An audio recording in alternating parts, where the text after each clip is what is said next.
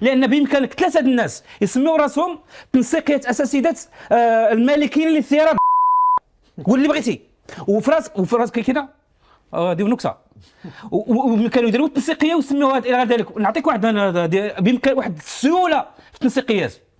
نعطيك تنسيقيه المتزوجين بربات البيوت.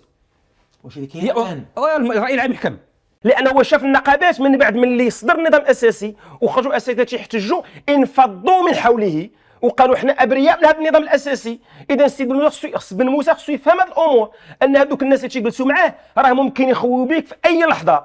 لان في نهايه المطاف الا جينا بغينا نحلوا المشكل راه ما يمكنش نضحيو ب 240 الف استاذ، راه غادي نضحيو بالوزير. انت سيدي عجزت عن تدبير هذا الملف هذا وغنحيدوا وزير ونجيبوا وزير اخر. على الاقل هذه اشاره. شي الا بدلتوا الوزير وجبتوا وزير اخر حنا كاساتذه غنقولوا قابلنا وطعنا صافي ما كاين مشكل، نعطيو فرصه للوزير الجديد. وما بغيتوش تقولوا شحال كتاخذوا الفلوس من عند الدوله. اسمع سيدي انا قدامك وعلانيه نعلنها، انا الدوله اللي كتعطي الاتحاد العام الشغالين المغرب 1,500,000 درهم كدعم سنوي حسب نتائج محصل عليها في 1,500,000 درهم سنويا حسب نتائج، وكتعطينا وزاره الشغل في دعم التكوين 500,000 درهم، يعني 2 مليون ديال الدرهم هو المداخيل ديال الاتحاد العام الشغالين المغرب. سمعوا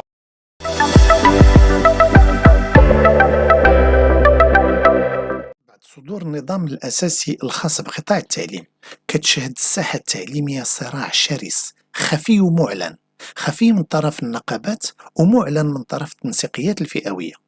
في النقابات كتطالب في الخفاء بالحوار المنفرد مع الوزارة بدون وجود التنسيقيات، وكتخاف يتجر البساط من تحت رجليها وتخسر الدعم المالي والامتيازات والتكليفات والتفرغات، والأكثر من ذلك كتخاف تخسر الثقة المنخرطين ديالها. وفي المقابل كنوجدوا التنسيقيات اللي ما بقاتش كتامن بالنظري خاصها التطبيقي، واللي كتقول بان القيادات النقابيه كتشوف غير المصالح ديالها وماشي مصالح نساء ورجال التعليم، وكتصرح بان النقابات ما كتمثلهاش وان وجودها في طاولات الحوار هو البديل والحل الوحيد. هذا النظام الاساسي نقدروا نفصوه بنظام التقوليب. الحكومة كتحس بأنها تقولبات بعد ما خصت ميزانية ضخمة 74 مليار درهم لقطاع التعليم رغم الظروف الاستثنائية القاسية، التضخم والمقاصة والجفاف والدعم الاجتماعي وزلزال الحوز. صابت راسها مع شارع كيغلي والمدارس فارغة وقرابة 400 ألف أستاذ طالبين الزيادة في الأجور.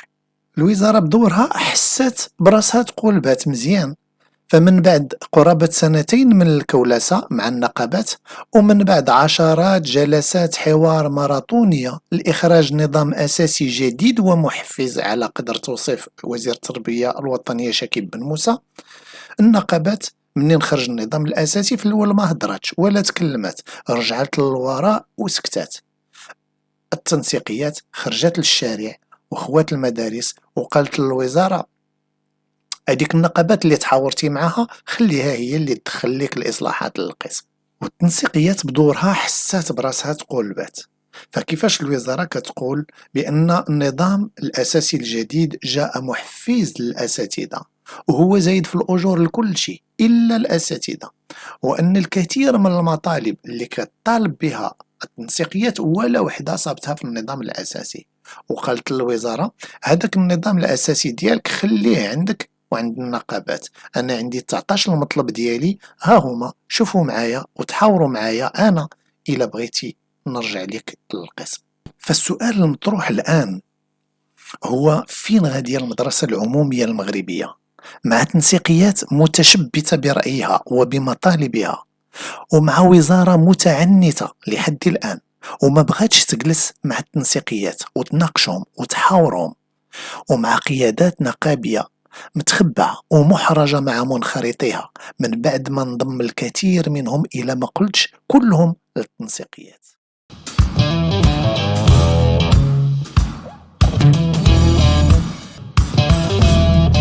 على أن في بعض النقابات باش ما تكونش عندنا ديك السوداوية على الأقل عندنا خصنا نحتفظوا جميع الحالات نحتفظوا شويه بالأمل على أن بعض النقابات تغلب السياسة على منطقة على المصلحة ديال الأستاذ. صح. وللاسف هذا ما يحدث. اللي مطلوب الان في العمل التنسيقي القوه ديالو صحيح هو هذا السوبلاس وهذه المرونه اللي كتسعى على انه يصدر موقف ديالو الحقيقي ويسمي الشيء بمسمياته بدون سياسه. ولكن نقاط عفاك السلبيه ديالها هي اش؟ هو غياب المسؤوليه. لان بامكانك ثلاثه الناس يسميو راسهم تنسيقيات اساسيات المالكين للثيرات قول اللي بغيتي، وفراس كيكنا هذه نكته، وكانوا يديروا التنسيقيه ويسميوها الى غير ذلك. نعطيك بامكان واحد السهوله في التنسيقيات. نعطيك تنسيقيات المتزوجين بربات البيوت. واش اللي كاين الان؟ الراي العام يحكم. اذا كتولي عندنا تنسيقيات ما عندهاش ضابط في الوقت لا سوبلاس ذاك المرونه في العمل التنسيقي، كاين ايضا واحد ماشي غير مرونه، فوضى، واحد الفوضى ديال العشرات ديال اليوميات. تخرج حاجه البارح خرجت تنسيقيه جديده ديال المسؤول، سموهم المسؤولين الاداريين للتربيه الوطنيه. شكون هما الله اعلم، وصدروا البيان البارح في الدار البيضاء.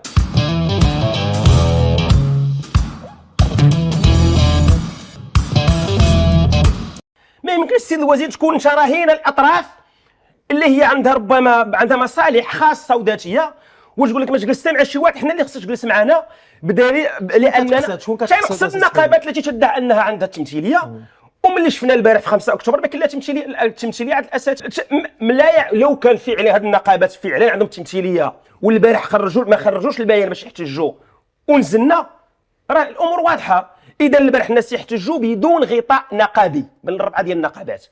انا تنقول ما يمكنش السيد الوزير شي جهه تحجر عليك، شي جهه ان تمارس عليك الوصايه والرقابه وتقول لك مع من تجلس ومع من ما تجلس. السيد الوزير نزل عند الاساتذه، نزل الميدان، استمع للمحتجين وغيرهم واستمع ونصات باش تعرف فعلا المشاكل الحقيقيه ديال النساء ورجال التعليم. ما يمكنش ناس يبلغوك غير داك الشيء اللي بغاو تسمع، وهما بغاو يدوزوا ملفاتهم الذاتيه والخاصه، وبغاو داك الدعم السنوي، وبغاو التفرغات، وبغاو هذه المسائل هذه. وهذا الشيء هذا اللي ادى السي بن موسى لهذه الفضيحه اللي وقعت فيه.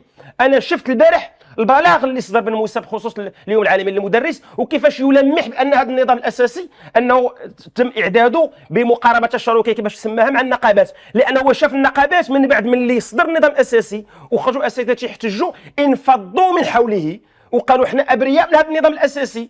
اذا السيد بن موسى خصو يفهم هذه الامور، ان هذوك الناس اللي تيجلسوا معاه راه ممكن يخويو بك في اي لحظه.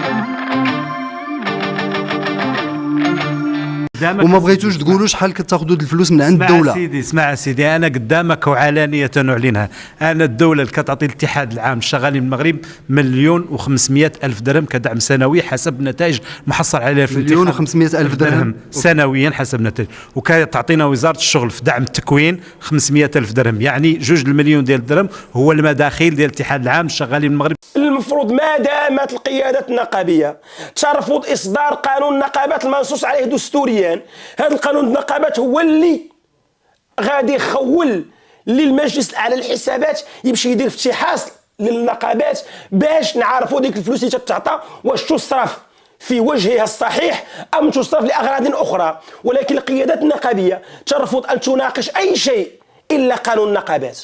انا ملي تلقى كاتب العام النقابه متقاعد، واش كان شي ضغط اكثر من هذا؟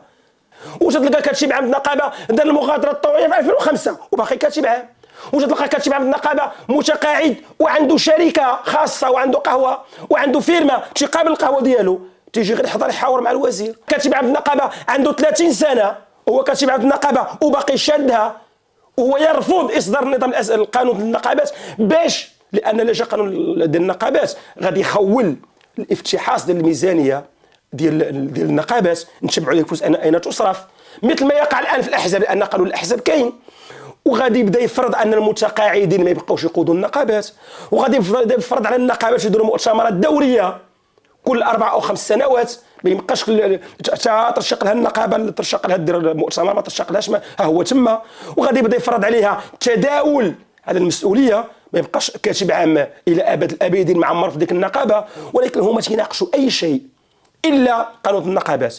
شوف، لا سبيل لاسترجاع النقابات الجدوى ديالها والقوه ديالها بدون استعمال الديمقراطيه الداخليه.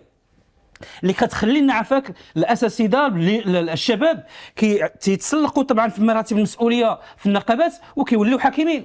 عندنا الان السؤال هو لماذا ترفض النقابات كل محاوله تعديل القانون ديال تعلق بالنقابات؟ لان من المقترحات اللي كانت هو منع المتعاقدين او المتقاعدين ان يصبحوا قاده نقابيين، ورفض هذا. علاش؟ لانهم هم متحكمين. كاين اللي حتى يولي كيتقاعد حتى تيجلس كيمشي الحج وكيرجع كيدير دخول النقابه وكيمشي يحج باش يستغفر الله فقط. لانه معناه في الوقيته اذا كتولي عندي اذا 70 سنه عاد كتولي كتفكر في النقابات بالعربيه. هي اذا كتولي اذا انت اذا كتختار العمل النقابي كمهنه لمهنه سهله غير ما كاين ما يدار من النقابه. السؤال المطروح هو لماذا تسيطر كل النقابات يسيطر عليها الشيوخ؟ من 2016 الى اليوم واحد التغيير وقع كبير جدا في تجديد الدماء ديال سلك التدريس تحديدا.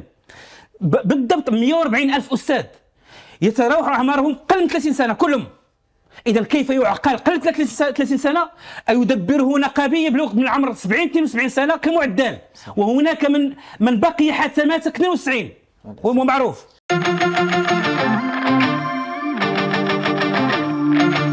احنا ما عندناش مشكل مع النقابات، عندنا مشكل مع قيادة النقابات، هما اللي وقعوا. اما المناضلين ديال النقابات في الاقاليم والجهات والمنخرطين في هذه النقابات واعضاء مكاتب محليه واقليميه وحتى جهويه كانوا معنا البارح. المشكل فين؟ في القيادات التي تحاور وزير التربيه الوطنيه وتوقع دون العوده لهياكل هذه النقابات. الوزاره التربيه الوطنيه تعتبر النظام الاساسي بانه نهائي، وهذا خطا جسيم. النقابات طلقت راسها على انها مجبر على انها تمشي اتجاه الاساتذه لقطع الطريق على التنسيقيات، والتنسيقيات ايضا تعتقد على انها مستغنيه عن النقابات. الحل استاذي هو الحوار، والوزاره هي من باغي هي المسؤوله اخلاقيا. نعم، لان الوزاره التربيه الوطنيه هي المسؤوله على ضمان حق ديال التعلم ديال ابناء الهشاشه. الدوله الا بغات تفك حل المشكل ديالها لابد عليها ما تدق الباب ديال التنسيقيات وتمشي لعندهم، لان تجاوزا واضطرارا الا بغينا نحلوا المشكل ونمشيو عند الناس معنيين، لان خصنا نفهموا علاش هاد الناس الاساتذه فكروا في التنسيقيات وما مشوش للنقابات ودقوا الباب ديالهم وقالوا النقابات الله يخليكم دافعوا على المطالب ديالنا، وان كان هذا هو المطلوب في النقابات. ولكن باش نكون حاضر في النقابه وانا جايب اجندات سياسيه، او ملي نكون في الحزب وعندي ملفات نقابيه وحطتهم مخلطين العرار مخلطه، هذا هو اللي تيخلق مشكل عند الناس ما تيفهموش. وبالتالي تيقول لك هو ما عندي ما ندير لا بالاحزاب لا بالنقابات، نمشي ندير تنسيقيه نحل بها المشكل ديالو ومن بعد نسد النقابه نسد التنسيقيه عفوا.